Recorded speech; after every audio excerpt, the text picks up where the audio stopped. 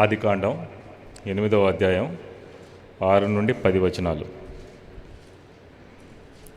40 దినములైన తరువాత నోవాహు తాను చేసిన ఓడ కిటికీ తీసి ఒక కాకిని వెలుపలికి పోవిడిచును. అది బయటికి వెళ్ళి భూమి మీద నుండి నీళ్లు ఇంకిపోవు వరకు ఇటు అటు తిరుగుచుండెను. మరియు నీళ్లు నేల మీద నుండి తగ్గినవో లేదో చూచుటకు అతడు తన యొద్ద నుండి నల్ల పావురం ఒకటి వెలుపలికి పోవిడిచెను. నీళ్లు భూమి అంతటి మీద నున్నందున తన అరకాలు నిలుపటకు దానికి స్థలము దొరకలేదు గనుక ఓడలోనున్న అతని వద్దకు తిరిగి వచ్చెను. అప్పుడు అతడు చేయి చాపి దాన్ని పట్టుకుని ఓడలోనికి తీసుకునెను. అతడు మరి 7 దినములు తాళి మరలా ఆ నల్ల పావురమును ఓడలో నుండి వెలుపలికి విడిచెను. సాయంకాలమున అది అతని యొద్దకు వచ్చినప్పుడు త్రుంచబడిన ఒలీవ చెట్టు ఆకు దాని నోట నుండెను గనుక నీళ్లు భూమి మీద నుండి తగ్గిపోయినని నోవహునకు తెలిసెను. ఇప్పుడు మనం చదువుకున్నటువంటి వాక్య భాగం మొదటిసారిగా ఎంతమంది వింటా ఉన్నారు? మొదటిసారి ఎంతమంది ఈ వాక్య భాగాన్ని చూస్తున్నారు? చాలాసార్లు చూసిన వాళ్ళు చేతులెత్తండి. చాలాసార్లు విన్నటువంటి వాళ్ళు, చదివినటువంటి వాళ్ళు. Very good. సరే, చాలాసార్లు చదివినందుకు మీ అందరికీ వందనాలు. అలాగే వాక్యాన్ని చాలాసార్లు మళ్ళీ మళ్ళీ చదువుతూ ఉండండి. ఎంత చదివితే అది మనకి ఎంత జీర్ణమైతే మన జీవితాలకి అంత ఆశీర్వాదకరం దేవుని యొక్క వాక్యం. చదివి విడిచిపెట్టడం అనేది ఎలా ఉంటుందంటే, తినిన తర్వాత అరాయించుకోకుండా ఉంటే కడుపుకి ఎంత బాధ కదా. అరగకుండా తినేది అరాయించుకోలేకపోతే కడుపుకి ఎంత బాధ. ఆ మనిషికి జీర్ణశక్తి లేకపోతే ఎంత అవస్థ పడతాడో, ఎంత ఇబ్బందులు పడతాడో. వాక్యాన్ని చదివి గ్రహించుకునేటువంటి శక్తి లేకపోతే కూడా మనం అన్ని రకాల ఇబ్బందులు పడాల్సి ఉంటుంది. కాబట్టి దేవుని యొక్క వాక్యాన్ని చక్కగా అర్థం చేసుకునేదానికి ప్రయత్నం చేయండి. మీ అందరికీ చాలా టైం ఉంటుంది చదువుకునే పిల్లలకి. కాబట్టి ఆ టైంని దేవుని యొక్క వాక్యానికి ఇవ్వడం, దేవుని సన్నిధిలో ప్రార్థన చేయడం, దేవుని ఆరాధించడం, వాటికి వాడుకోండి. చాలా ఆశీర్వదించబడతారు. ఇప్పుడు మనం చదువుకున్నటువంటి భాగంలో 2 పక్షులను చూస్తూ ఉన్నాం ఇక్కడ. ఒకటి ఏంటంటే కాకి, ఇంకొకటి చూసేదానికి కాకిలాగే కనపడతా ఉంది కానీ అది పావురం. అది కూడా నల్లగానే ఉందంట కదా. ఈ స్టోరీ మనం చిన్నప్పటి నుంచి వింటానే ఉన్నాం. దేవుడు భూమిని చూసినప్పుడు భూమి అంతా కూడా అక్రమంతో నిండిపోయి ఉండడం ఆయన చూస్తూ ఉన్నాడు. మనుషులందరూ తమ మార్గాన్ని చెరిపివేసుకుని ఉండడం దేవుడు చూస్తూ ఉన్నాడు కదా. మీ అందరికీ తెలుసు కదా అది. అప్పుడు దేవుడు తీసుకున్నటువంటి నిర్ణయం ఏంటంటే, ఈ భూమి అంతటా కూడా జలప్రళయాన్ని తెప్పించి భూమి మీద ఉండేటువంటి సమస్తమైన జీవులన్నింటినీ కూడా నిర్మూలన చేసి నూతనంగా చేసేదానికి సృష్టిని ఆయన ఒక ప్రణాళిక ఏర్పరచుకొని ఆ ప్రణాళికలో ఎవరిని భాగంగా ఉంచాడంటే నోవాహుని తన ప్రణాళికలో చోటు కల్పించాడు. నోవహు నీతిమంతుడే ఉన్నట్లుగా నీతిని ప్రకటించేవాడుగా దేవుడి దృష్టికి కనపడ్డాడు. కాబట్టి ఆయన నోవాహుని ఏర్పరచుకొని నోవహు ద్వారా ఆ తర్వాత జరిగేటువంటి సృష్టిని అంతటిని కూడా ప్రారంభించాలని చెప్పి ఆయన తీర్మానం చేసుకొని గొప్ప జలప్రళయాన్ని భూమి మీదకి తెప్పించాడు. ఎంత గొప్ప జలప్రళయాన్ని భూమి మీదకి తెప్పించాడు అంటే, ఆ మాటలు కనుక మనం శ్రద్ధగా చదువుతుంటేనే మనకు భయం వేస్తుంది. ఆకాశపు తూములన్నీ కూడా ఒక్క దినాన్ని విప్పబడ్డాయంట. భూమిలో ఉండేటువంటి ఆ ఊటలన్నీ కూడా ఒక్కరోజునే తెరవబడ్డాయంట. అంటే తెలుసు, ఆకాశంలో ఉండేటువంటి తూములన్నీ కూడా ఒక్క దినానే విడవబడడం అంటే, ఆది యందు దేవుడు నీటిని వేరుపరిచి దానికి దీనికి మధ్య ఆకాశాన్ని సృష్టించినాడు. చూసారా? He released everything. అంటే ఒక్కసారిగా ఆ నీళ్ళన్నీ కూడా వర్షంగా భూమి మీద పడిపోతే ప్రచండంగా అసలు మనం ఇమాజిన్ చేయలేం.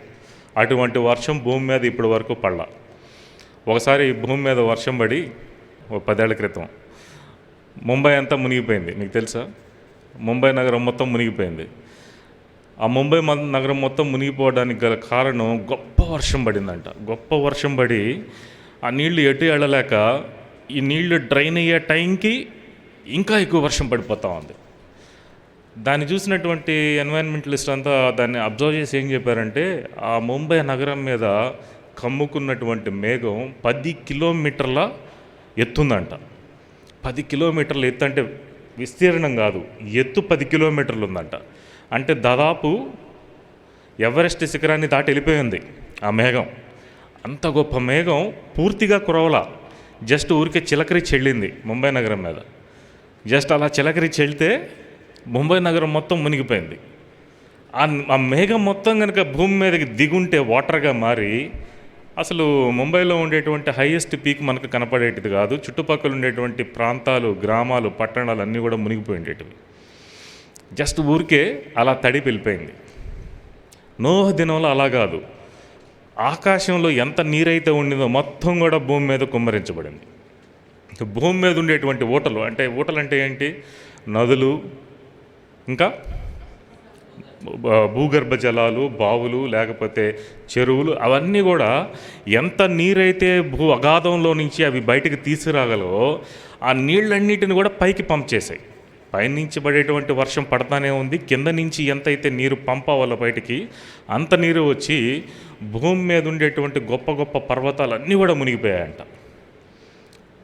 ఆ సందర్భంలో దేవుడు నోవాహును ఒక ఓడ చేసుకోమని చెప్పడం, ఆ ఓడలో నోవహని, నోవహ కుమారుల్ని, నోవహ భార్యని, నోవహ కుమారుల యొక్క భార్యలని, అంటే నోవహ కోడళ్ళని, వాళ్ళందరినీ కూడా ఆ ఓడలో చేర్చడం జరిగింది. ఆయనతో పాటు, ఆయన కుటుంబంతో పాటు జంతువులని, పక్షులని, పురుగులని అన్నిటిని కూడా జతలు జతలుగా దేవుడే ఆ ఓడ దగ్గరికి నడిపించి ఆ ఓడలో చేరస్తాడు. దేవుడే ఆ ఓడ తలుపు మూసి వీళ్ళందరినీ ఆ ప్రవాహం నుంచి 40 దినాలు వర్షం పడితే ఆ తర్వాత 150 దినాలు, దాదాపు 10 నెలల పాటు వాళ్ళు ఆ ఓడలోనే ఉంటారు. ఆ ఓడలోనే ఉన్న తరువాత జరిగినటువంటి సంఘటన ఇది. ఆ ఓడ అరారత్ అనేటువంటి పర్వతం మీద ఆగింది. ఆ పర్వతం మీద ఆగిన తర్వాత పర్వతం మీద వీళ్ళు ఓడలో ఉన్నారు, కింద కనబడదు కదా ఏమి. నీళ్ళు ఇంకిపోయాయా లేదా అని చెప్పి చూసేదానికి నోవహు పూనుకొని ఒక టెస్ట్ పెడతా ఉన్నాడు. ఇక్కడ ఒక కాకిని చూస్తూ ఉన్నాం, ఒక పావురాన్ని చూస్తూ ఉన్నాం. ఈ స్టోరీ అంతా నేను మీకు ఎందుకు చెప్పానంటే నోవహు చరిత్ర గురించి మనం ధ్యానం చేసుకోం. ఈ కాకి, పావురం, ముఖ్యంగా కాకి ఏంటి అనేది మనం చూస్తాం. ఈ కాకిని వదిలిన తర్వాత అప్పుడు దాకా ఎన్ని రోజులు ఈ కాకి పడవలో ఉందంటే క్షేమంగా ఇది గొప్ప గొప్ప జంతువులన్నీ చచ్చిపోయాయి భూమి మీద. ఏనుగులు చచ్చిపోయాయి, డైనోసారస్లు చచ్చిపోయాయి, ఇంకా భూమి మీద ఉండేటువంటి నెమళ్ళు చచ్చిపోయాయి, సింహాలు చచ్చిపోయాయి, ఇంకా ప్రశస్తమైనటువంటి పక్షులు, జంతువులు ఎన్నో చచ్చిపోయాయి భూమి మీద. ఈ కాకికి వాటికి ఉన్నంత వాల్యూ లేదు కదా, వాటికి ఉన్నంత విలువ లేదు. ఇది one among the so many crores, అక్కడ ఉండేటువంటి అనేకమైన కాకములలో ఇదొకటి. దీనికి పెద్ద విలువ లేదు, దీని లైఫ్కి దీనికి పెద్ద పరపతి కూడా లేదు. అసలు ఇది రక్షించబడి ఆ ఓడలో చేరే అంత యోగ్యత కలిగినటువంటి జీవం కూడా కాదు ఈ కాకి, అవునా కాదా? కాకపోతే కేవలం దేవుని ప్రణాళికలో ఆయన కొన్ని జంతువుల్ని ఉంచాలన్నాడు కాబట్టి ఈ కాకి కూడా వాటితో పాటు ఓడలోకి చేరింది. అంటే దేవుని యొక్క ప్లాన్లో మాత్రం ఉంది కాబట్టే అది చావాల్సినటువంటి, దీనికంటే గొప్ప జంతువులు చచ్చిపోయాయి, దీనికంటే గొప్ప పక్షులు చచ్చిపోయాయి ఆ ప్రళయంలో, కానీ ఈ కాకి మాత్రం ఆ ఓడలోకి చేరగలిగింది. ఎందుకంటే జస్ట్ గాడ్స్ గ్రేస్ ఆ ఓడ మీద ఉంది కాబట్టి, దేవుని యొక్క కృప ఆ ఓడ మీద ఉంది కాబట్టి ఈ కాకి ఓడలోకి చేరింది. ఇప్పుడు దేవుని యొక్క పనిలో భాగంగా నోవాహు ఆ నీళ్లు తగ్గాయా లేదా అని చెప్పి పరీక్ష చేయాలనుకున్నాడు. అర్థమవుతుందా? మీ అందరు నాతోనే ఉన్నారా, నాతో ఫాలో అవుతూ ఉన్నారా? ఆ నీళ్లు తగ్గాయా లేదా అని చెప్పి ఒక పనికి పూనుకొని ఆ పనికి ఎవరిని పెట్టారు? నోవాహు ఈ కాకిని పెట్టాడు ఆ పనికి. అంటే ఏదో ఒక పని చేయాలి కదా, 150 దినాలు వాళ్ళలోనే తింటా కూర్చుంది కదా. ఇప్పుడు దానికి ఒక పని కల్పించేదానికి, ఆ పనికి వాడుకునేదానికి ఈ నోవాహు ఆ కాకిని తీసుకొచ్చాడు.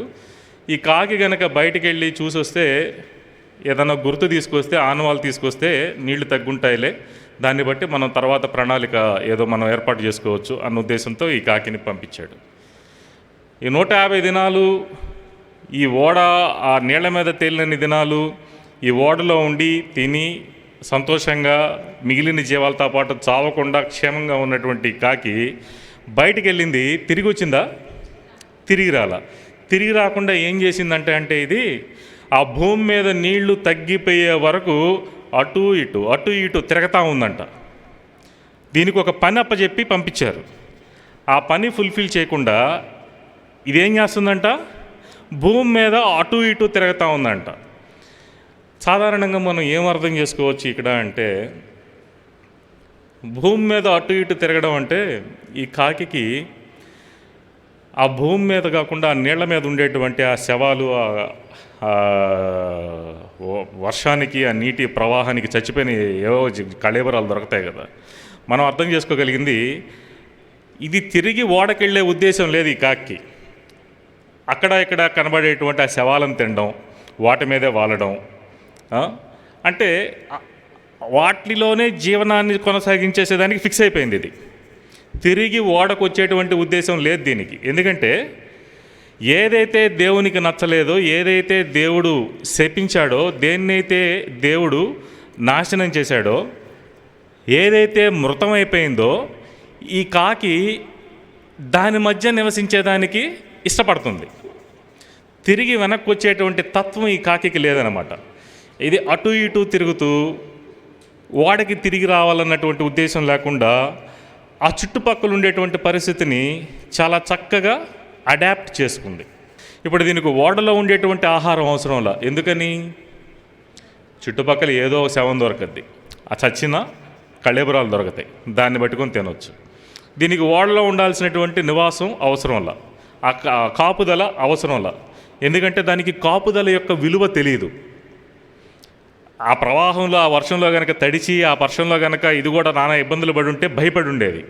కానీ కేవలం దేవుడు తన ప్రణాళికలో ఈ జీవాన్ని ఉంచున్నాడు కాబట్టి క్షేమంగా, ప్రళయం అంటే ఏంటో తెలియకుండా, ఉగ్రత అంటే ఏంటో తెలియకుండా, దేవుని యొక్క కోపం అంటే ఏంటో తెలియకుండా వచ్చి ఆ ఓడలో చేరింది ఇది కదా. కాబట్టి దీనికి ఉగ్రత అనేటువంటి నొప్పి ఏంటో తెలియదు. కాబట్టి అంత హ్యాపీగా ఉంది, అంత హాయిగా ఉందని చెప్పి ఈ కాకి ఏం చేస్తుందంటే, ఆడుండేటువంటి ఆ కళేబరాలని తింటా, ఆ శవాల్ని తింటా, తన బతుకుని అట్ట ఈడ్చేస్తూ ఉంది. ఇది కాకి కథ. ఇప్పుడు వస్తే పావురం కథ. నోవాహు ఒక పని అప్పచెప్పాడు. కాకి చేయలేనటువంటి పనిని, కాకపోతే కాకి ఫెయిల్ అయినటువంటి పనిని పావురానికి అప్పచెప్పాడు. నిజానికి చూస్తే పావురం కాకి కంటే బలమైంది కాదు. కాకి మొరటిది, పావురం సుకుమారంగా ఉంటుంది.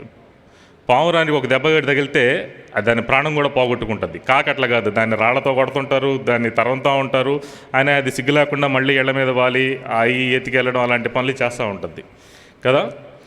ఈ పావురాన్ని విడిచిపెడతా ఉన్నాడు. ఈ పావురం బయటికి వెళ్ళింది, ఆ పరిస్థితులన్నీ చూసింది. ఎక్కడ కాలు నిలిపేదానికి దానికి కనపడట్లా, దానికి ఆధారం కనపడట్లా. అమ్మో ఏంటి అసలు చుట్టుపక్కల పరిస్థితి ఇలా ఉంది, ఇంత భయంకరంగా, ఇంత కంపు కొడతా, ఇంత ఉగ్రతతో అసలు ఇలాంటి పరిస్థితుల్లో నేను ఎలా ఉండగలను అని చెప్పి దానికి భయం వేసింది. అది నిలవలేకపోయింది బయట. ఎందుకంటే అది ఎక్కడ నిలవాలో కూడా దానికి ఆధారం కనపడట్లా బయటికి వెళ్తే.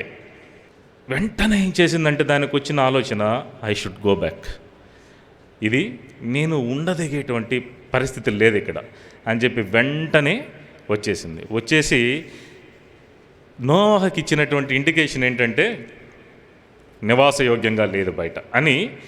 ఏ ఉద్దేశంతో అయితే నోవాహు పంపించాడో, ఏ పని నిమిత్తమైతే నోవాహు పంపించాడో ఆ ఇండికేషన్ తీసుకొచ్చింది ఈ పావురం.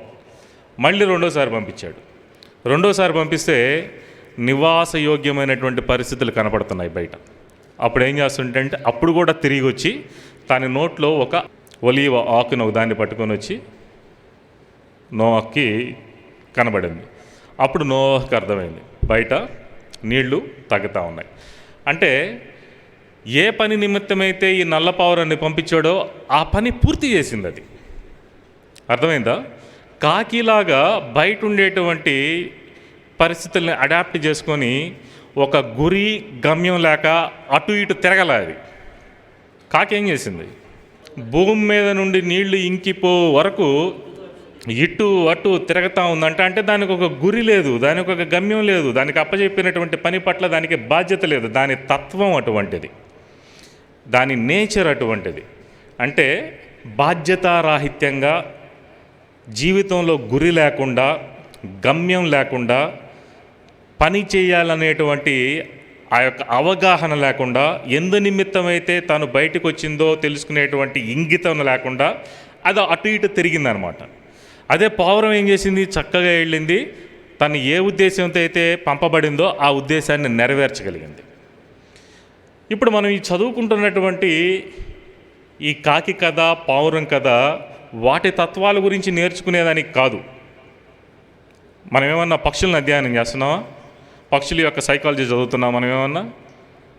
కాదు కదా. మనం పక్షులు, పిట్టల్ని స్టడీ చేసే ఉద్యోగాలు, చదువులు మనకి కాదు కదా.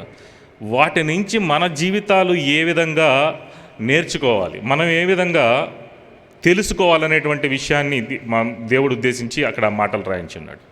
చాలామంది జీవితాలు ఏ రీతిగా ఉంటాయి అంటే, ఒక గురి, ఒక దిశ లేకుండా ఉపయోగపడాలి దేవుని పనికి, దేవుని యొక్క పనిలో వాడబడాలి అనేటువంటి ఆలోచన లేకుండా అటు ఇటు తిరగతా ఉంటాయన్నమాట ఆ జీవితాలు. గమ్యం ఉండదు వాటికి. వాటిని ఏమంటారంటే పర్పస్లెస్ లైఫ్స్ అంటారు, ఎయిమ్లెస్ లైఫ్స్. అంటే ఒక గురి లేనటువంటి జీవితం, ఒక దిశగా ప్రయాణం చేయలేనటువంటి జీవితం, ఒక గురి వైపు పరిగెత్తలేనటువంటి జీవితం. ఎందుకంటే ఆ వ్యక్తికి ఫోకస్ ఉండదు, ఎటువైపు వెళ్ళాలి, ఎటువైపు నడవాలి, జీవితంలో ఏ రీతిగా ఎదగాలి అనేటువంటి ఫోకస్ ఉండదన్నమాట. ఎటు పడితే అటు వెళ్తూ ఉంటారు. ఏ పని కావాలంటే ఆ పని చేస్తారు. ఎటు పడితే అటు వెళ్తారు ఉంటారంటే నేను ప్రయాణాల గురించి మాట్లాడట్లా, మనిషి యొక్క ప్రవర్తన గురించి మాట్లాడుతూ ఉన్నా. ఏ పని గనక మైండ్కి నచ్చితే ఆ పని చేస్తారు. ఏది చేయాలనుకుంటే అది ఖచ్చితంగా చేసేదాకా నిద్రపోరనమాట ఆ మనిషికి ఉండేటువంటి అలవాట్లు అవి. దేవుడు నన్ను ఎందుకు సృష్టించాడు, నేను ఎందుకు రక్షించబడ్డాను, ఎందుకు బాప్టిజం తీసుకున్నాను, సంఘంకి ఎందుకు వస్తా ఉన్నాను, ఊరికి ఆదివారం అటెండెన్స్ మాత్రమే ఎంచుకునేదానిక దేవుడు నన్ను ఏర్పాటు చేసుకుంది, లేకపోతే దేవుడికి నా పట్ల ఏమన్నా ప్రణాళిక ఉందా అనేటువంటి ఆలోచన ఆ మనుషులకు ఉండదు. దేవుడు నా పట్ల ఇంకా ఏమన్నా తలంపులు కలిగి ఉన్నాడా, కేవలం ఇదేనా లైఫ్, ఇంతేనా అనేటువంటి ఆలోచన ఉండదు. అటువంటి ఆలోచన లేనటువంటి వాళ్ళ జీవితాలు ఏ రీతిగా ఉంటాయంటే ఈ కాకిలాగా ఉంటాయి. అది బయటికి వెళ్ళిపోయిన తర్వాత వెనక నోవాహు గుర్తురాలా, ఓడ గుర్తురాలా, దానికి చుట్టుపక్కల ఏం కనపడతా ఉంది అంటే దాని చుట్టూ ఉండేటువంటి చెత్త చెదారం కళేబరాలు, దిస్ ఈజ్ గుడ్ ఇనఫ్ అని దాంతో ఆగిపోతుంది. అది అక్కడతో తన జీవితాన్ని సరిపెట్టేసుకుంటా ఉంది.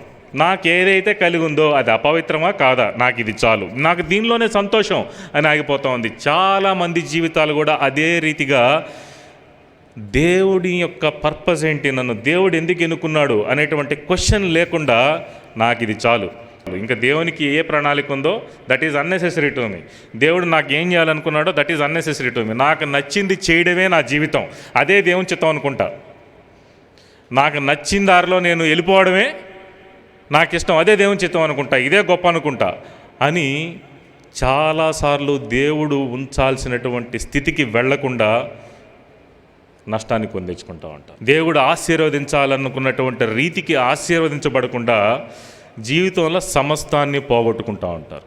ఎందుకంటే వారికి ఒక గురి అనేది ఉండదు, ఒక మార్గాల్లో నడవగలిగేటువంటి స్థిర బుద్ధి అనేది ఉండదు. ఆ చపలత్వం ఎందుకు వస్తుంది మనిషికి? అసలు ఎందుకు మనిషి గురి లేకుండా బ్రతుకుతాడు, ఎయిమ్లెస్గా, పర్పస్లెస్గా లైఫ్స్ ఎందుకు మిగిలిపోతాయంటే చాలా కారణాలు ఉంటాయి. ఒక సరైనటువంటి మార్గంలో తన జీవితాన్ని ఎందుకు క్రమపరచుకోలేరు మనుషులు అంటే చాలా కారణాలు ఉంటాయి. ఆ కారణాలన్నీ మనం ధ్యానం చేసుకునే టైం మనకు ఉండబోవచ్చు, కానీ కేవలం ఒక 4 మాటలు మనం ధ్యానం చేసుకుందాం బైబిల్ నుంచి. తిమోతికి రాసినటువంటి 2వ పత్రిక 3వ అధ్యాయం 1-7 వచనాలు. దేవుని కంటే సుఖానుభవము నెక్కువగా ప్రేమించేవారు, దాని ముందు చాలా లిస్ట్ ఇచ్చున్నారు.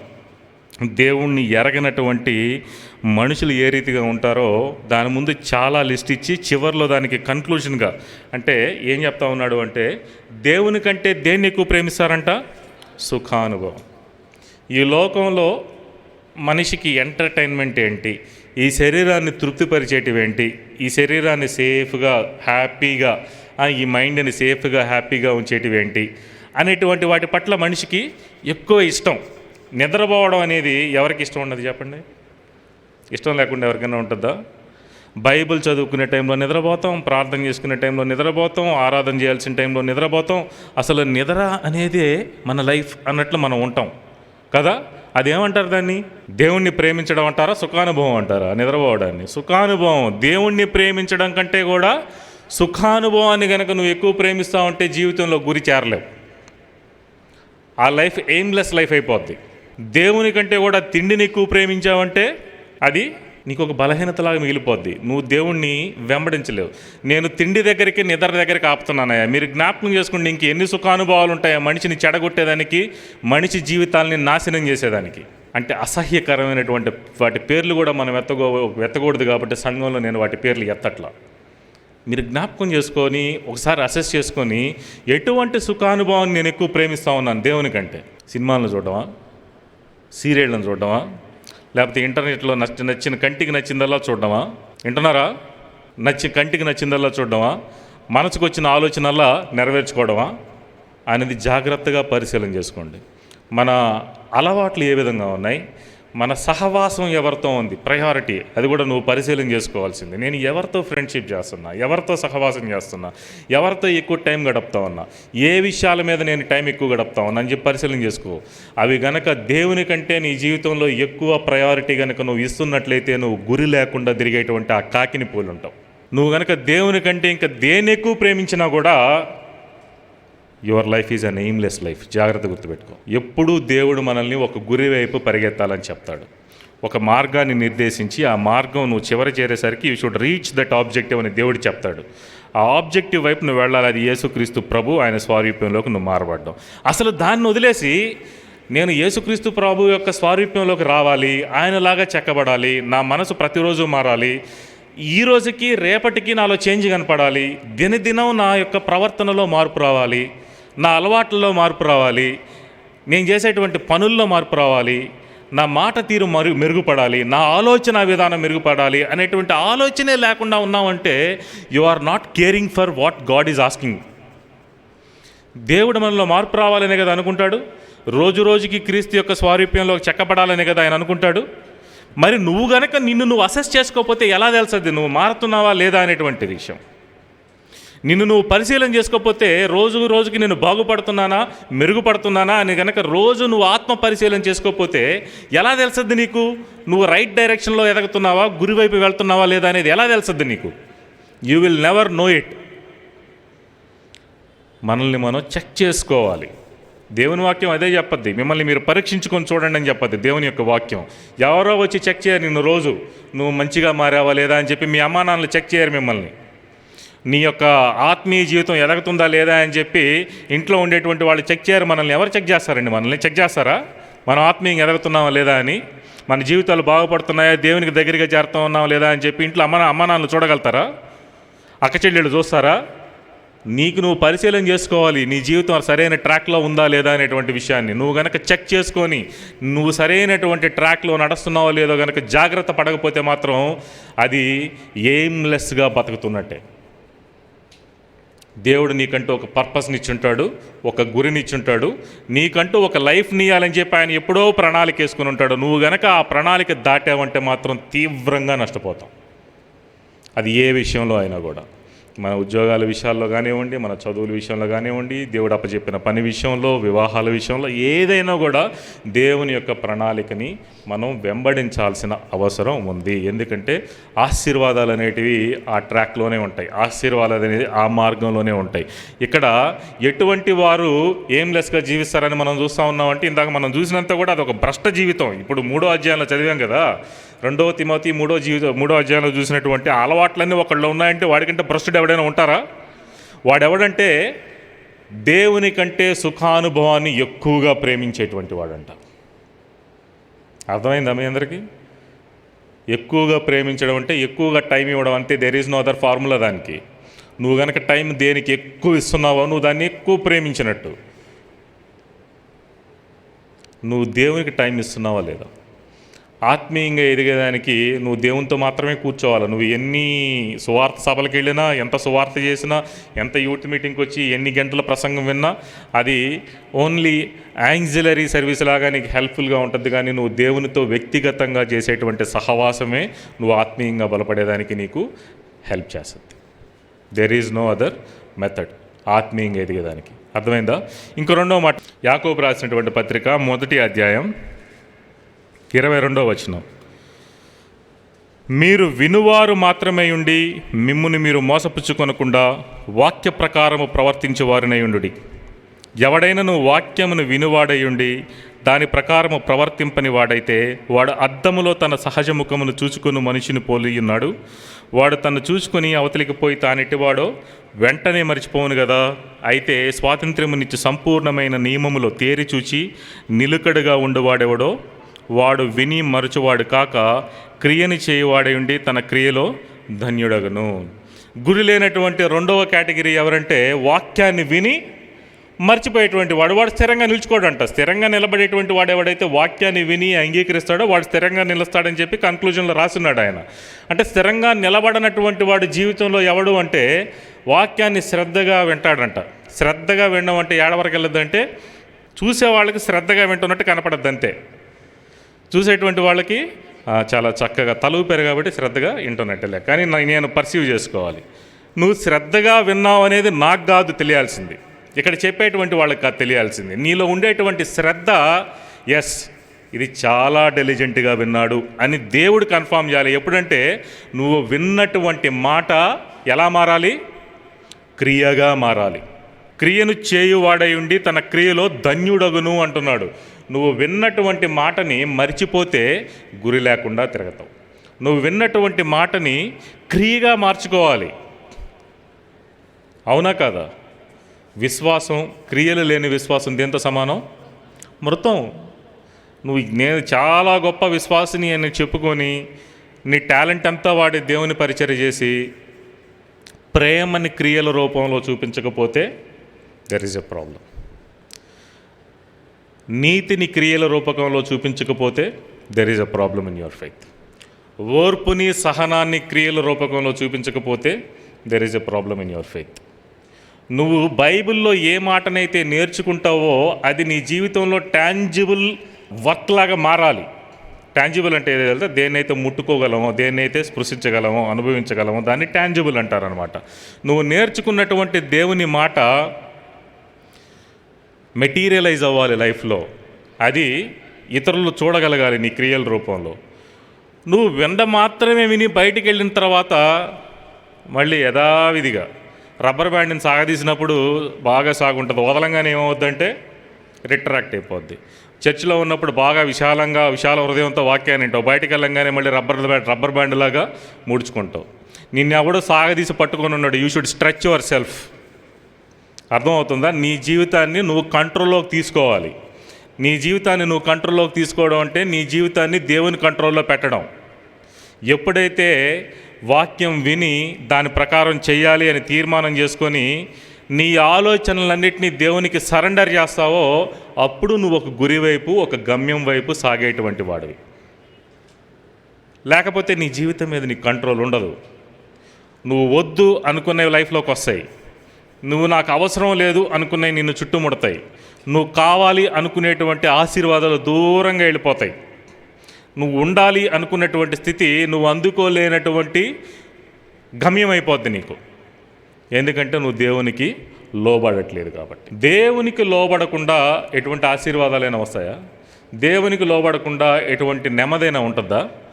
దేవునికి లోబడకుండా చాలా సింపుల్ క్వశ్చన్, సంతోషం ఉంటుందా ఎవరి జీవితంలో అయినా? భక్తి విడిచిన వాని మార్గములు వానికే వెక్కసమగును. వాడికి చిరాకు వచ్చేస్తుంది, వాడి జీవితం మీద వాడే అసహ్యపడిపోతాడు, వాడి జీవితం మీద వాడే. ఎందుకంటే భక్తిని విడిచిపెట్టాడు కాబట్టి. నువ్వు దేవుని యొక్క వాక్యాన్ని వినాలి, దాన్ని గుర్తుపెట్టుకోవాలి. ఇప్పుడు చెప్తున్న మాట అదే కదా, ఎవడైతే దేవుని యొక్క వాక్యాన్ని విని మర్చిపోతాడో తన మొహాన్ని అద్దంలో చూసుకొని తన సహజ మొహాన్ని మర్చిపోతాడంటాడు. అలా ఉంటాడంట. అర్థమవుతుందా? నీ కళ్ళ ముందు దేవుని యొక్క వాక్యం నిత్యము నిలిచుండాలి. మోషే గురించి హెబ్రీలకు రాసినటువంటి పత్రికలో ఒక మాట అంటాడు కదా, తీనవసరం లేదు, మీరు చాలాసార్లు చదువుంటాడు. అదృశ్యుడైన వానిని చూచుచున్నట్టుగా స్థిరబుద్ధి కలిగి ఉండాడంట మోషే. అంటే మోషే ఎక్కడికి వెళ్ళినా కూడా హీ వాస్ సీయింగ్ గాడ్. దేవుని చూస్తున్నాడంటే ఏంటి అర్థం? దేవుని యొక్క సన్నిధిని ఆయన అనుభవిస్తున్నాడు ఎక్కడికి వెళ్ళినా కూడా.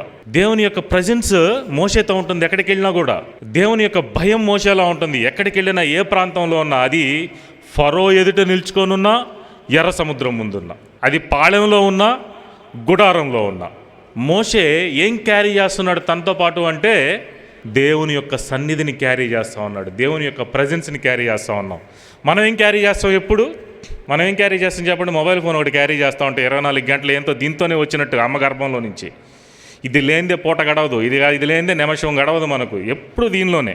ఇందాక నేను చెప్పా, జియో వాడో ఎయిర్లైన్స్ వాడో ఒక అడ్వర్టైజ్మెంట్ ఇచ్చాడు, కర్లో దునియా ముట్టిమే అంట. అంటే ఏందో తెలుసా?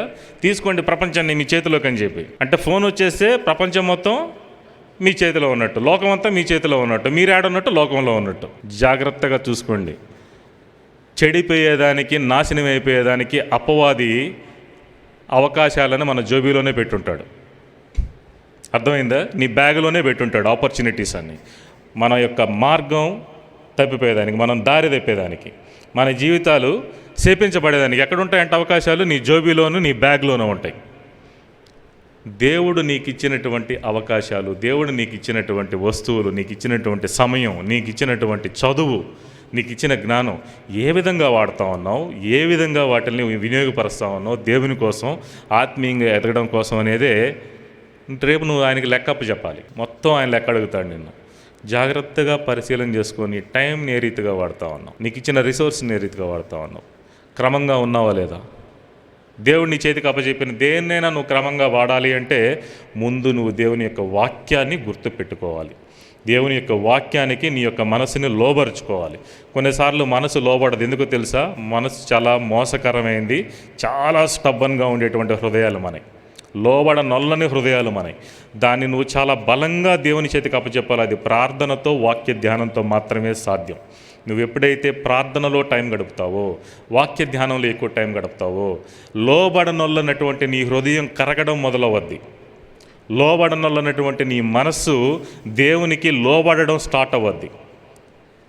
నువ్వు గనక ప్రార్థన, దేవుని యొక్క వాక్య ధ్యానం విడిచిపెట్టావంటే గనక దేవునికి లోబడకుండా నీ ఇష్టానుసారంగా బ్రతికేదానికి నీ మనసు నిన్ను లీడ్ చేస్తుంది.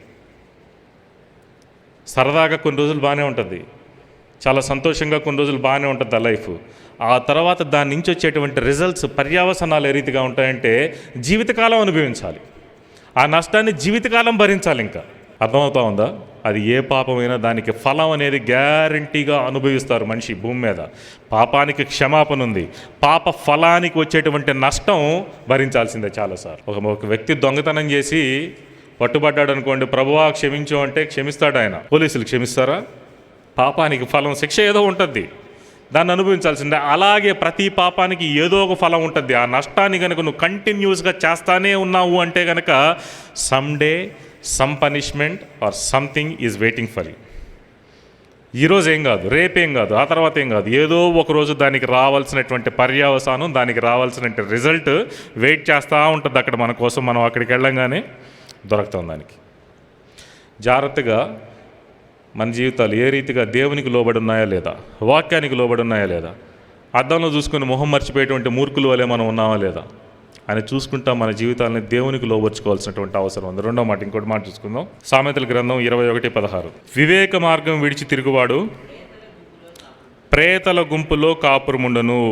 Whom you are doing fellowship with, who are your friends అనేది చాలా జాగ్రత్తగా చూసుకోవాలి. చాలా చాలా అవసరం. నేను ఈ మధ్య నాకు తెలిసినటువంటి నా సర్కిల్స్లో నేను చూసినటువంటి నాకున్న అనుభవంలో క్రైస్తవుల స్నేహితులు చాలా తక్కువ. లోకంలో అసలు పుట్టలుగా స్నేహితులు ఉంటారు. మంచిదే, నీకు స్నేహితులు ఉండాలి. ప్రపంచంలో ఉన్నావు, చిన్నప్పటి నుంచి వాళ్ళతో కలిసి చదువుకున్నావు, ఉద్యోగాలు చేస్తూ ఉన్నావు, లేకపోతే ప్రొఫెషన్లో నీకు అటాచ్ అయి ఉంటారు, మంచిదే. ఆ ఇన్ఫ్లుయెన్స్ నీ మీద ఎంత పడుతున్నది అనేది చాలా ఇంపార్టెంట్. లోకంలో స్నేహితులు ఉండడం ఏమాత్రం తప్పు కాదు, ఉండాలి కూడా. ఎందుకంటే నీ ద్వారా వాళ్ళు రక్షించబడాలి, నీ ద్వారా వాళ్ళు యేసుక్రీస్తు ప్రభువుని తెలుసుకోవాలి. కానీ వయసు వరుసగా కనపడుద్ది మనకు చాలాసార్లు. వాళ్ళ ఇంపాక్ట్ నీ మీద పడడం, వాళ్ళలాగా నువ్వు మారిపోవడం, వాళ్ళలాగా నువ్వు మాట్లాడడం, వాళ్ళలాగా నువ్వు ఆలోచించడం, ఇది జరుగుతూ ఉంటుంది క్రైస్తవ కుటుంబాల్లో, సంఘాల్లో. కారణం ఏంటంటే మన జీవితాలు బలంగా ఉండకపోబట్టి. 2 మ్యాగ్నెట్స్ ఉన్నాయి. ఒక మ్యాగ్నెట్ చాలా స్ట్రాంగ్ ఉందనుకోండి, ఇది అట్రాక్ట్ ఇది లాగద్దా అది లాగద్దా దీన్ని. ఒక రెండు మ్యాగ్నెట్స్, ఒకటి వీక్గా ఉంది, ఒకటి స్ట్రాంగ్గా ఉంది. ఏది లాగద్ది, ఏది మూవ్ అవుద్ది? స్ట్రాంగ్గా ఉన్న మ్యాగ్నెట్టే ఆగద్ది, వీక్గా ఉన్నటువంటి మ్యాగ్నెట్ మూవ్ అవుద్ది దానివైపు. మరి నువ్వు గనక బలంగా ఉంటే, నీ జీవితం కనుక ఆత్మీయంగా చాలా స్ట్రాంగ్గా ఉంటే, నీ చుట్టూ ఉండేటువంటి అన్యులైన స్నేహితులు దేవుని ప్రేమ ఏంటో తెలుసుకుంటారు, దేవుడు ఎవరో తెలుసుకుంటారు, రక్షించబడతారు. అవకాశం ఉంది నువ్వు గనక వారి కోసం తీవ్రంగా ప్రార్థన చేస్తే. వాళ్ళు గనక బలంగా ఉండి నీ జీవితం బలహీనంగా ఉందనుకో, దేవునిలో లేకుండా బలహీనంగా ఉన్నావు అనుకో, నువ్వు కొత్త సినిమా హీరోయిన్ ఎవరో తెలుసుకుంటావు, కొత్త సినిమా రిలీజ్ అయ్యే సినిమాలు ఏంటో తెలుసుకుంటావు, ఏ ఏ ఛానల్లో ఏ సీరియల్ ఏ టైంకి వస్తుందో తెలుసుకుంటావు, ఏ థియేటర్లో ఏ సినిమా రిలీజ్ అవుతుందో తెలుసుకుంటావు, యూట్యూబ్లో ఏది నొక్కితే ఏది కనపడద్దో తెలుసుకుంటావు. ఈ నీకు తెలుస్తాయి. ఎందుకు? నువ్వు లాగబడ్డావు వాళ్ళ వైపు, వాళ్ళని లాగలేకపోగా నువ్వు వాళ్ళ వైపు లాగబడ్డావు. కాబట్టి నువ్వు ఎవరితో స్నేహం చేస్తున్నావు చూసుకో. వివేక మార్గము విడిచి నీ చుట్టూ కూడా నువ్వు ఎప్పుడు నిన్ను బలపరిచేటువంటి పరిస్థితుల్ని నువ్వు అరేంజ్ చేసుకోవాలి. ఎవరు చేస్తారు దానికి అరేంజ్మెంట్? ఎవరు చేయరు. నీ చుట్టూ ఉండేటువంటి వాతావరణాన్ని ఎవరు క్రియేట్ చేయాలి? నేను చేస్తానా? నీ చుట్టూ నువ్వు నీ వెనకాల తిరిగి నువ్వు చేసుకోవాలి. ఎటువంటి పరిస్థితుల్లో నేను ఉంటున్నా, ఎటువంటి పరిస్థితుల్లో నేను పని చేస్తున్నా, ఉద్యోగం చేస్తున్నా, ఎక్కడ చదువుతూ ఉన్నా, నా స్నేహితులు ఎవరు, సరైనటువంటి వివేకంగా నేను మార్గంలో నేను నడుచుకుంటున్నానా, ఆ మార్గంలో నాకు చుట్టుపక్కల ఉండేటువంటి వాళ్ళు నన్ను ఆత్మీయంగా బలపరిచేవాళ్ళ, నా మార్గాన్ని తప్పించేటువంటి వాళ్ళు అని చెప్పి నువ్వు అసెస్ చేసుకోవాలి. Nobody will come on your back. నీ వెనకొచ్చి ఎవరు నిన్ను సరిచేయరు. సరైన మార్గంలో నడవాలి. దేవుని యొక్క క్రమాన్ని తప్పించినటువంటి పరిస్థితుల్లో నా జీవితాన్ని ప్లేస్ చేసుకోవాలనేటువంటి ఆలోచన ఇండివిజువల్గా నీకుండాలి, నాకుండాలి. అర్థమవుతుందా? You should always carry your self. నీ జీవితాన్ని ఆత్మీయంగా బలపరుచుకోవాలంటే ఫస్ట్ స్టెప్ నువ్వు దేవునితో సహవాసం చేయడం. యూత్ మీటింగ్కి రావడం, ఆరాధనకి రావడం, ఇవన్నీ వినడం తర్వాత నెక్స్ట్ లెవెల్స్. ఫస్ట్ లెవెల్ నువ్వు సరి చేసుకోవాలి. నీ పర్సనల్ లైఫ్ని కంట్రోల్ చేసుకోవాలి. పర్సనల్ లైఫ్ని దేవుని వైపు తిప్పుకోవాలి. పర్సనల్ లైఫ్ని దేవునికి లోపరుచుకోవాలి. అప్పుడు నువ్వు ఆత్మీయంగా ఎదగడం అనేది నీకు సాధ్యం అవుతుంది. వివేక మార్గం విడిచిపెట్టినటువంటి వాడు ఎక్కడ కాపురం ఉంటాడంట? ప్రేతల గుంపులో కాపురం ఉండును. నువ్వు గనక దేవుని యొక్క మార్గాన్ని, వాక్యం చేత నడిపించబడేటువంటి జీవితాన్ని విడిచేసావనుకో, ఆటోమేటిక్గా ఎక్కడికి వెళ్తావు? ప్రేతల గుంపులో కాపురం ఉండడం మొదలు పెడతావు. ఎలా ఉంటుందంటే, ఇది మీరు సింగపూర్కి వెళ్ళారు ఎవరైనా? అండర్ వాటర్ అక్వేరియంస్ ఉంటాయి, చూసారు ఎప్పుడైనా మీరు? అంటే చుట్టూ గ్లాస్ ఉంటుంది. ఆ గ్లాసులో నువ్వు వెళ్తే చుట్టుపక్కల చేపలు, తిమింగలాలు, షార్కులు ఇవన్నీ తిరుగుతూ ఉంటాయి. నువ్వు ఆ మార్గంలో వెళ్తున్నంత వరకు బాగానే ఉంది. గ్లాసు పగిలింది అనుకోండి, ఏమవుద్ది? ఆటోమేటిక్గా ఆ షార్క్ చేపలు, ఆ ఫిరానా చేపలు, ఆ తిమింగలాలు వచ్చి నీ మీద పడతాయి. నువ్వు వివేక మార్గాన్ని విడిచిపెట్టావంటే ఆటోమేటిక్గా ప్రేతల గుంపు వచ్చి నీ మీద పడుద్ది. నువ్వు ప్రేతల గుంపులో కాపురం ఉండాల్సి వస్తుంది. ఒక ప్రేతాత్మకి తాగడం అంటే ఇష్టం, అది నీకు అలవాటు చేస్తుంది. ఇంకో ప్రేతాత్మకి బాయ్ ఫ్రెండ్స్, గర్ల్ ఫ్రెండ్స్ ఉండాలంటే ఇష్టం, అది నీకు అలవాటు చేస్తుంది. ఇంకో దురాత్మకి సినిమాలు చూడడం అంటే మహామక్కువ, అది నీకు అలవాటు అవుద్ది. వై? ఎందుకు ఇన్ని దురలవాట్లు, ఇన్ని చెడు అలవాట్లు, దారి దెబ్బపోయిన మార్గం? ఎందుకంటే నువ్వు వివేక మార్గం విడిచావు కాబట్టి, దేవుని యొక్క మార్గం నువ్వు వదిలిపెట్టావు కాబట్టి, దేవుని యొక్క వాక్యానికి నువ్వు ప్రిఫరెన్స్ ఇవ్వట్లేదు కాబట్టి. ప్రేతల గుంపులో కాపురం ఉండాల్సిన పరిస్థితి భూమి మీద, భూమిని విడిచిన తర్వాత కూడా బహుశా నీకు రక్షణ లేకపోతే వస్తుంది. అర్థమవుతా ఉందా మీ అందరికీ? వివేకమైనటువంటి మార్గం అంటే దేవుని వాక్యం చేత నడిపించబడేటువంటి జీవితం. ఏ పని చేసినా కూడా ఇది దేవునికి నచ్చదా అనేటువంటి అసెస్మెంట్తో ప్రతి అడుగుని చాలా జాగ్రత్తగా వేసేటువంటి భయభక్తులు కలిగినటువంటి జీవితం. భయాన్ని కలిగి ఉంటే ఆశీర్వదించబడతాం, భక్తిని కలిగి ఉంటే ఆశీర్వదించబడతాం. అవి లేని పక్షంలో భవిష్యత్ అనేది చాలా బ్లాంక్గా, డార్క్గా అయిపోద్ది. చాలా జాగ్రత్తగా ఉండండి. చివరి మాటని చెప్పి ముగిస్తా ఉన్నాను. అదే సామెతల గ్రంథం 25వ అధ్యాయం 28వ వచనం. ప్రాకారం లేక పాడైన పురం ఎంతో, తన మనస్సును అణుచుకొనలేనివాడు కూడా అంతే. గమ్యం లేనటువంటి వాడు మనస్సుని కంట్రోల్లో పెట్టుకోడంట. అర్థమైందా? మనం మనసుని చాలా కంట్రోల్లో పెట్టుకుంటాం అంటాం, కానీ ఒక లెవెల్కి వెళ్ళిన తర్వాత కంట్రోల్ అవ్వదు. అది బాగా ఆకలిగా ఉన్నప్పుడు ఆ దారిలో హైదరాబాద్ బిర్యానీ కనిపించింది అనుకోండి, మనసు ఇంకా ఆగదు, పోయి హోటల్లోకి వెళ్ళి తింటాం.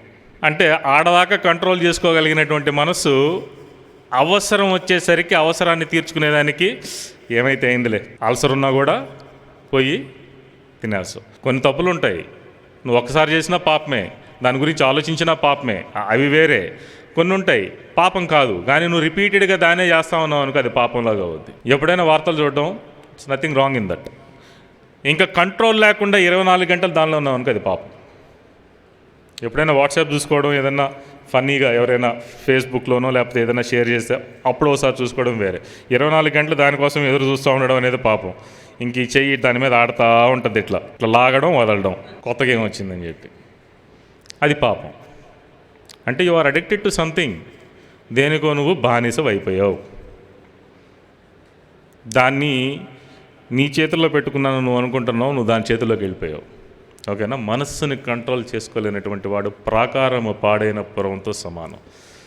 ఒక ప్రాకారం సేఫ్గా ఉండాలంటే దాని చుట్టూ ఏముండాలి అంటే, ఒక పట్టణం ఎలా సేఫ్గా ఉండాలి అంటే దాని చుట్టూ ఉండాలంటే ప్రాకారం ఉండాలి. నీ జీవితం సేఫ్గా ఉండాలి అంటే నీ చుట్టూ ప్రార్థన అనేది ప్రాకారంలాగా ఉండాలి. నీ జీవితానికి ప్రార్థన, దేవునితో సహవాసం అనేది ప్రాకారంలాగా ఉండాలి. ప్రాకారం ఒక్కసారి కోల్దు. శత్రువు ఒక్కసారి ప్రాకారాన్ని పగలగొట్టలేడు.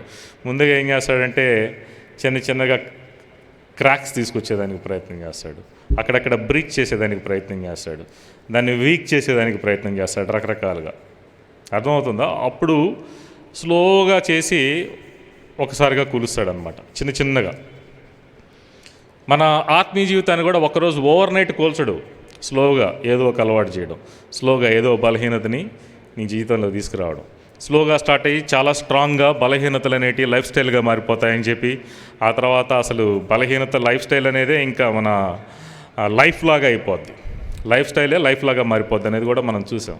అట్లా బలహీనతలు మన జీవితాన్ని చుట్టుముట్టి ఆవరించి ఆ ప్రాకారాన్ని చెడగొట్టి మన జీవితాలను నాశనం చేస్తాయి. నువ్వు గనక నీ మనసుని కంట్రోల్లో పెట్టుకోలేకపోతే శత్రువుకి చాలా ఓపెన్గా ఉన్నట్టు. ప్రాకారం లేని పురం సేఫ్గా ఉంటుందా? దానిలోకి ఏమేమి వస్తాయి? అడవి మృగాలు వస్తాయి, అడవి జంతువులు వస్తాయి, శత్రువులు వస్తారు, ఈజీగా క్యాప్చర్ చేసుకుంటారు. అంటే నిన్ను ఎన్ని విధాలుగా నష్టపరచగలడో అన్ని విధాలుగా అపవాది నష్టపరుస్తాడు ఆ జీవితం చుట్టూ కనుక ప్రాకారం లేకపోతే, నువ్వు కనుక మనసుని కంట్రోల్ చేసుకోలేకపోతే.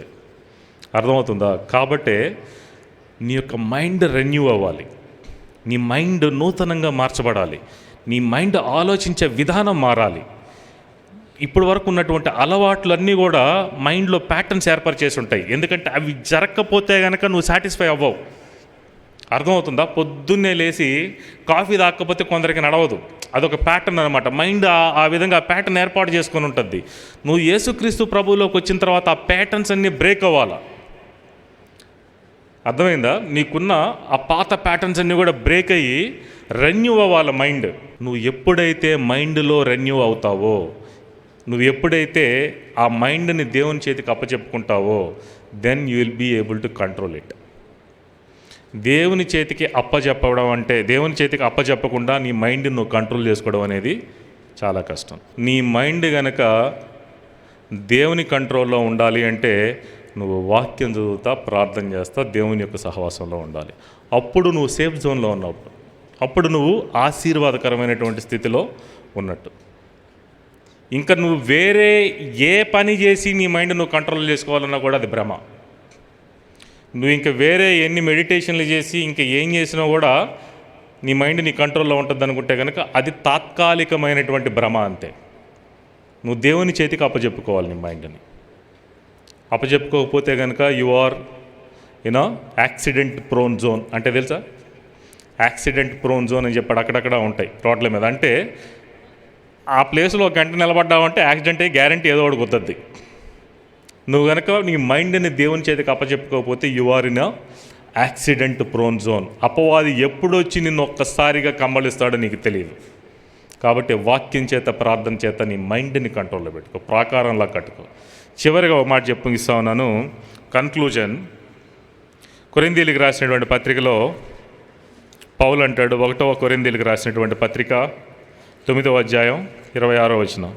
ఈయన గురి గురించి మాట్లాడుతూ అపోస్తలుడైన పౌలు ఏమంటున్నాడంటే, నేను గురి చూడని వాని వలె పరిగెత్తువాడను కాను. ఏమంటున్నాడు? I'm not running aimlessly. నాకు లైఫ్లో ఏముంది? ఏముంది? గురి ఉంది. గమ్యం ఏంటో తెలియాలి మనిషికి. అప్పుడే నువ్వు పరిగెత్తగలవు, అప్పుడే ఏం చేయాలో నువ్వు నేర్చుకోగలవు. అసలు మరి నీ గమ్యం ఏంటి? లైఫ్లో మనకు చాలా ఆబ్జెక్టివ్స్ ఉండాలని చెప్పి స్కూళ్ళల్లో మనకు పంతుళ్ళు నేర్పిస్తారు, టీచర్స్ నేర్పిస్తారు. లైఫ్లో గురి ఉండాలి, లైఫ్కి ఒక ఆబ్జెక్టివ్ ఉండాలి, లైఫ్లో ఏం ఉండాలి అంటారు. పెద్ద పెద్ద బిజినెస్ స్కూల్స్లో అయితే విజన్ ఉండాలి అంటారు కదా. కరెక్టే. మరి విశ్వాసులకి గురేంటి? విశ్వాసులు చేరాల్సినటువంటి గమ్యం ఏంటి? విశ్వాసులు చేరుకోవాల్సినటువంటి ఆ యొక్క టార్గెట్ ఏంటి అంటే యేసుక్రీస్తు ప్రభు యొక్క స్వారూప్యంలోకి రావడం, యేసుక్రీస్తు ప్రభు మనకు అప్పచెప్పినటువంటి పనిని పూర్తి చేయడం. మరి నీకు యేసుక్రీస్తు ప్రభు గురిలాగా ఉన్నాడా లైఫ్లో లేదా? అసలు ఆలోచించావా గురి గురించి? అసలు ఆ గురి గురించి నువ్వు ఆలోచించి ఆ గురి వైపు పరిగెడుతున్నావా? మార్కెటింగ్ ఎగ్జిక్యూటివ్స్ ఉంటారు చూడండి, మంత్ ఎండింగ్కి పరిగెడుతుంటారు వాళ్ళు. ఎందుకో తెలుసా? వాళ్ళకి టార్గెట్ ఉంటుంది. టార్గెట్ చేరకపోతే ఆ తర్వాత అసలు హీట్ అంటే ఏంటో చూస్తారు వాళ్ళు. మీకు అర్థమైందా? ఎందుకంటే టార్గెట్ రీచ్ అవ్వాలి వాళ్ళు. ఆ టార్గెట్ రీచ్ అవ్వాలంటే పరిగెత్తాలి, ఆ ప్రెషర్, ఆ టెన్షన్. మరి నువ్వు ఆఫ్టర్ ఆల్ భూమి మీద చేసేటువంటి ఒక ఉద్యోగం కోసం, భూమి మీద మనం సంపాదించేటువంటి డబ్బు కోసమే టార్గెట్ పెట్టుకుని దాన్ని రీచ్ పరిగెత్తాలంటుంటే నువ్వు ఏ డబ్బుతో కూడా కొనలేనటువంటి ఆ పరలోకాన్ని ఆయన ఉచితంగా నీకు ఇచ్చాడు. మరి ఆయన నీ గురిగా పెట్టుకోకపోతే ఎట్లా? ఎలా చేరతావు పరలోకానికి? ఎలా చేరతావు ఆ యొక్క స్వాస్థ్యానికి? వెళ్తావా? గురి కనుక లేకపోతే, యేసు ప్రభువులాగా మారకపోతే నువ్వు పరలోకానికి వెళ్తావా? వెళ్ళం. అర్థమవుతుందా? కాబట్టే యేసుక్రీస్తు ప్రభువుని గురుగా పెట్టుకోవాలి. You should have an aim in life. అపోస్తలుడైన పౌలు, అసలు మన మాటకు వద్దాం. అపోస్తలుడైన పౌలు ఏం చెప్తా ఉన్నాడంటే, నేను గురి లేని వాని వలె పరిగెత్తట్లా. I have an aim. గాలితో పోరాడినట్లు నేను పోరాడట్లా. I am fighting with the real beings. గాలితో పోరాడుతున్నాడా పౌలు? ఆకాశ మండలంలో ఉండేటువంటి దురాత్మలతో పోరాడతాడు ఆయన కదా.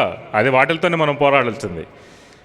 వాటితో పోరాడతా అవన్నీ నెరవేర్చడానికి ఏం చేస్తూ ఉన్నాడంటే, అవన్నీ ప్రకటిస్తున్నట్టు చేస్తా తన శరీరాన్ని నల్లగొట్టుకుంటున్నాడంటే హీఈస్ కంట్రోలింగ్ హిస్ మైండ్. శరీరాన్ని నల్లగొట్టుకోవడం అంటే ఏంటి? హీఈస్ కంట్రోలింగ్ హిస్ మైండ్ అని.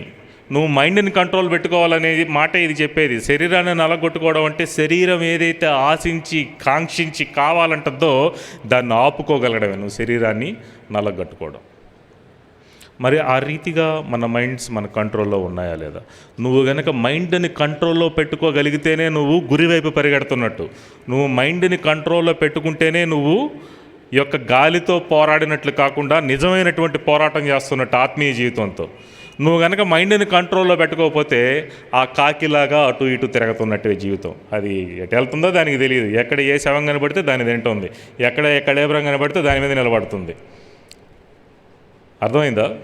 కాబట్టి గురి వైపు పరిగెత్తేదానికి నీ మైండ్ ముందు నీ కంట్రోల్లో ఉండాలి.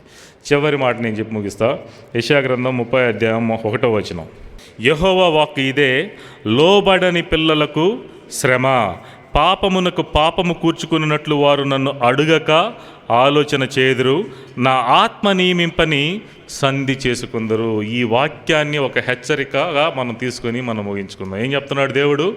లోబడిన వాళ్ళని పిల్లలకు శ్రమ. శ్రమ అంటే చూడండి మీకు చాలు. శ్రమ అంటే ఫిజికల్గా మనం ఎవరు చూడకూడదు దాన్ని. I don't wish to see that either you are me. ఆఫీస్కి పొద్దున్నే వెళ్ళొచ్చి, స్కూల్కి పొద్దున్నే వెళ్ళొచ్చి సాయంత్రం అలసిపోయినట్టు ఉండదు శ్రమ అంటే. భరించలేనిదిగా ఉంటుంది. అసలు ఎందుకు ఈ పరిస్థితుల్లోకి వచ్చానా? ఈ పరిస్థితులు నన్ను ఎవరు దాటిస్తారా? అసలు ఈ పరిస్థితులు దాటగలిగేటువంటి యోగం నాకుందా లేదా అనేటువంటి భయంకరమైనటువంటి వేదన, బాధ ఉంటుంది శ్రమలో. ఆ వేదన, బాధ, ఆ నొప్పంతా ఎవరికి వస్తుందంట? లోబడనన్నటువంటి వారికి.